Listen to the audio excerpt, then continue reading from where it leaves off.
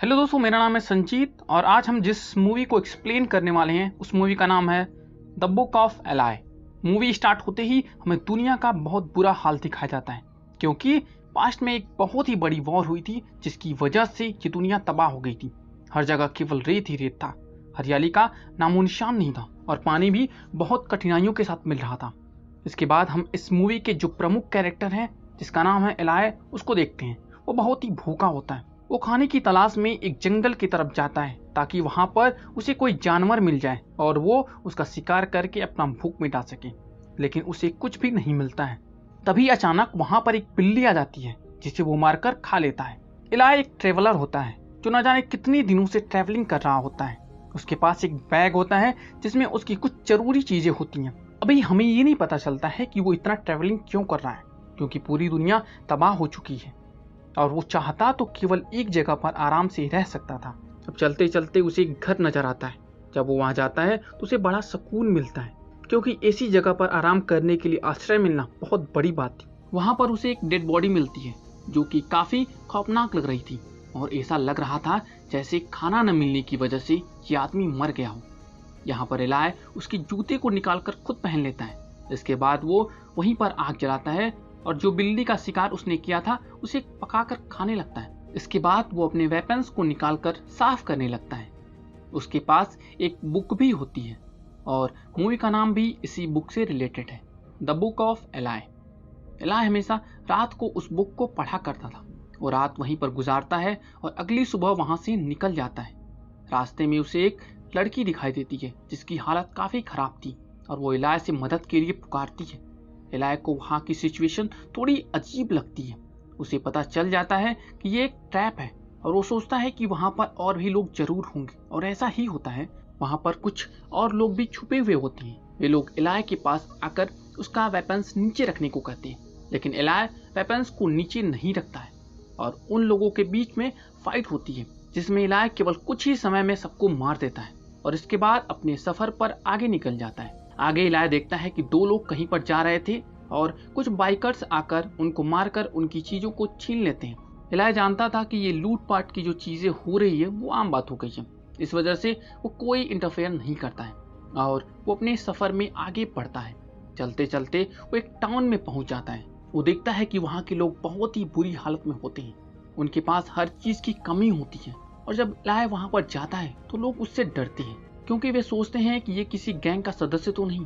एक आदमी एलाई पर गन तानता है, लेकिन एलाई उससे कहता है कि डरो नहीं, मैं यहाँ पर बैटरी चार्ज कराने आया हूँ। और बदले में एलाई उन्हें नैपकिन और लाइटर देता है। शॉपकीपर उसे वेट करने को कहता है।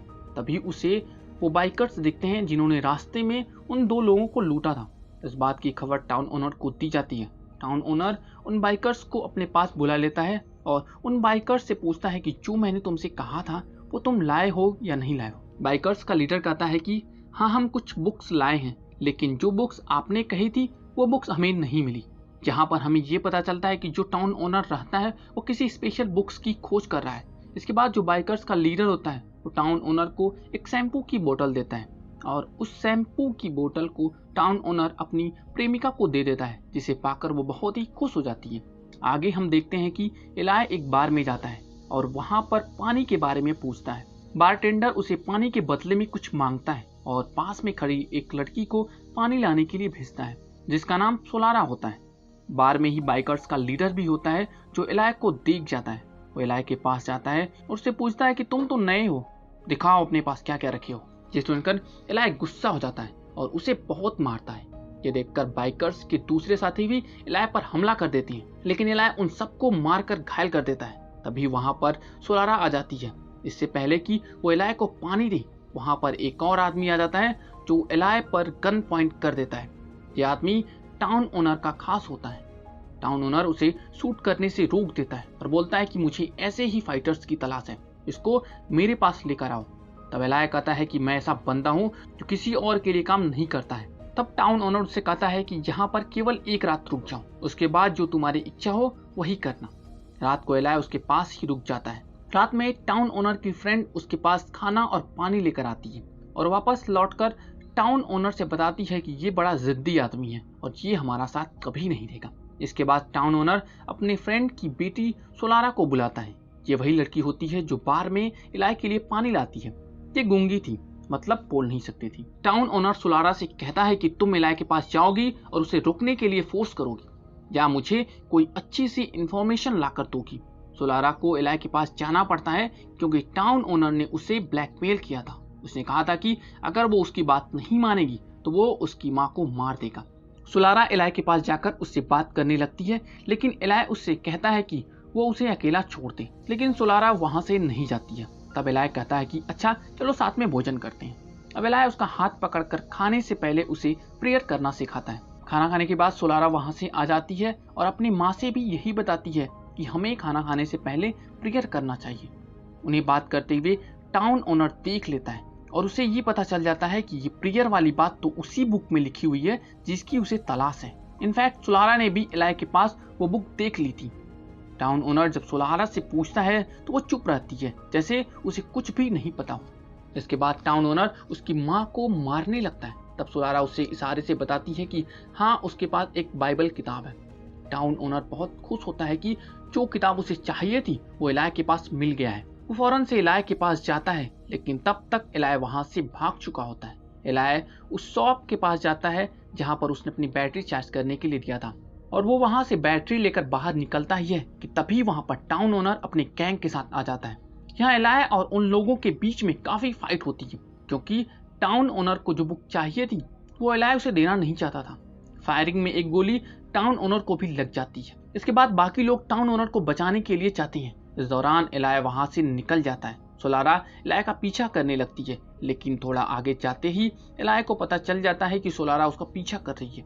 तब सोलारा उसे इशारे से बताती है कि मैं आपको बता सकती हूँ कि मैं पानी कहाँ से लाती हूँ। इसके बाद सोलारा उसे एक केव में ले जाती है जहाँ पर थोड़ा थोड़ा पानी रिस रहा होता है। इलाय वहां से पानी लेता है और सोलारा को अंदर ही बंद कर देता है क्योंकि बाहर बहुत ही खतरा होता है और इलाय नहीं चाहता था कि सोलारा को कोई नुकसान पहुंचे। दूसरी तरफ हम देखते हैं कि वो जख्मी टाउन ओनर अपने लोगों को इलाय का पीछा करने के लिए कहता है। वो अपने सबसे खास आदमी से कहता है कि उसे वो बुक लाकर दे दो। तो वो आदमी कहता है कि मुझे उसके बदले में सोलारा चाहिए और टाउन ओनर उसकी बात को मान लेता है। अब हम देखते हैं कि सोलारा किसी तरह से वहां से बाहर आ गई है और इलाय भी आगे बढ़ रहा होता है और टाउन ओनर के लोग इलाय का पीछा करने के लिए निकल जाते हैं। सोलारा चलते चलते वहां पर पहुंच जाती है जहां पर इलाय ने उस औरत को देखा था जो शुरुआत में इलाय से हेल्प मांग रही थी। जब वो औरत सोलारा को देखती है तो कहती है कि यहाँ से चली जाओ, ये जगह तुम्हारे लिए सेफ नहीं है। तभी वहां पर दो लोग आते हैं और सोलारा को जबरदस्ती अपने साथ लेकर जाने लगते हैं और तभी वहां पर इलाय आकर उन सबको शूट कर देता है। अब इलाय और सोलारा एक साथ हो जाते हैं। इलाय सोलारा को प्रोटेक्ट करता है।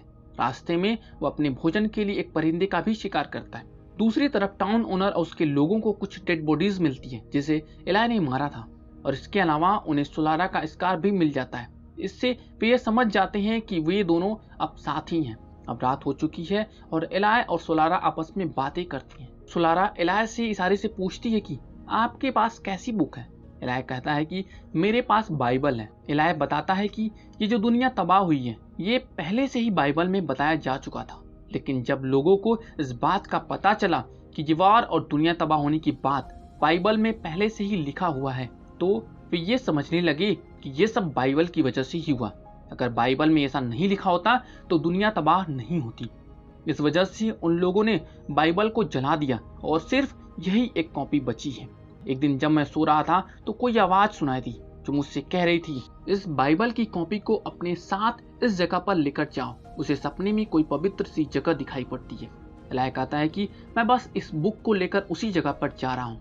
अब सुबह हो जाती है। इलाय और सोलारा आगे की यात्रा के लिए निकल पड़ते हैं। रास्ते में उन्हें एक घर दिखाई देता है। जब वे घर के अंदर घुसने की कोशिश करते हैं तो एक ट्रैप में फंस जाते हैं जो कि किसी ओल्ड कपल ने उस ट्रैप को वहां पर लगाया हुआ था। वे इलाय को शूट करने जाते हैं, लेकिन इलाय उन्हें विश्वास दिलाता है कि वे अच्छे इंसान हैं और वे एक नेक काम के लिए जा रहे हैं और वे शायद इस काम में उनकी मदद कर सकते हैं। ओल्ड कपल को उनकी बातों पर यकीन हो जाता है। वे उन्हें अंदर बुलाते हैं और चाय पिलाते हैं। यहाँ पर इलाय को पता चलता है कि ये जो ओल्ड कपल है इसी तरह इंसानों को ट्रैप में फंसा लेते हैं, फिर उन्हें मारकर खा जाते हैं, क्योंकि अब खाने के लिए ना तो उनके पास कोई अन्न था और न ही जानवर थे।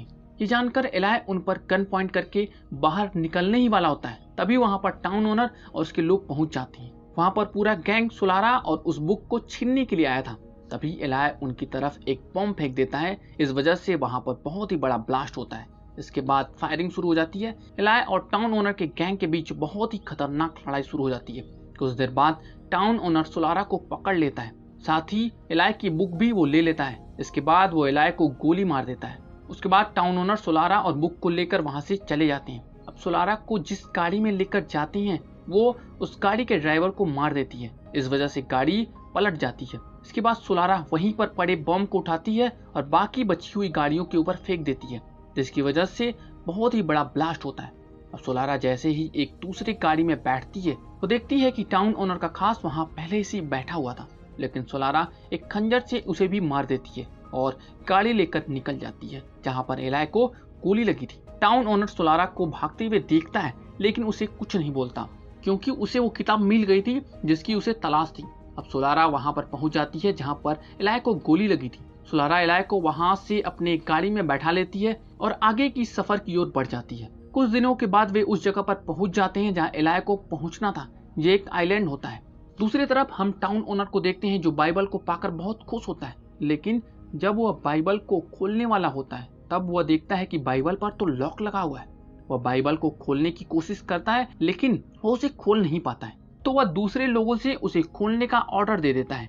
दूसरी तरफ सोलारा और एलाय उस आइलैंड पर पहुंच जाते हैं। फिर समुद्र से होते हुए एक जगह पर पहुंच जाते हैं। एलाय वहां के लोगों से कहता है कि मेरे पास बाइबल की आखिरी कॉपी है, मुझे अंदर आने दो।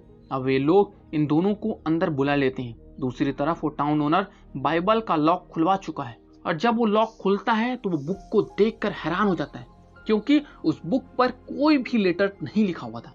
उस बुक पर केवल मार्क बने हुए थे जो फिंगर से फील किए जाते हैं। आज के समय में उस मार्क को ब्रेल लिपि बोला जाता है जो ब्लाइंड पर्सन बुक को रीड करने में यूज करते हैं। तो यहाँ पर इस मूवी का सबसे बड़ा सीक्रेट रिवील होता है और वो ये कि एलाय एक अंधा आदमी है। जी हाँ, वो बिल्कुल भी देख नहीं सकता था। मतलब इतने टाइम से जो फाइट कर रहा था, अपनी गन से इतना सटीक निशाना लगा रहा था, वो बिना देखे कर रहा था। क्या बात है। एलाय उस बुक को अपने फिंगर से पढ़ा करता था क्योंकि वो 30 सालों से लगातार उस बुक को हर रात पढ़ता था। इस वजह से बुक का एक एक शब्द उसके दिमाग में छप गया था।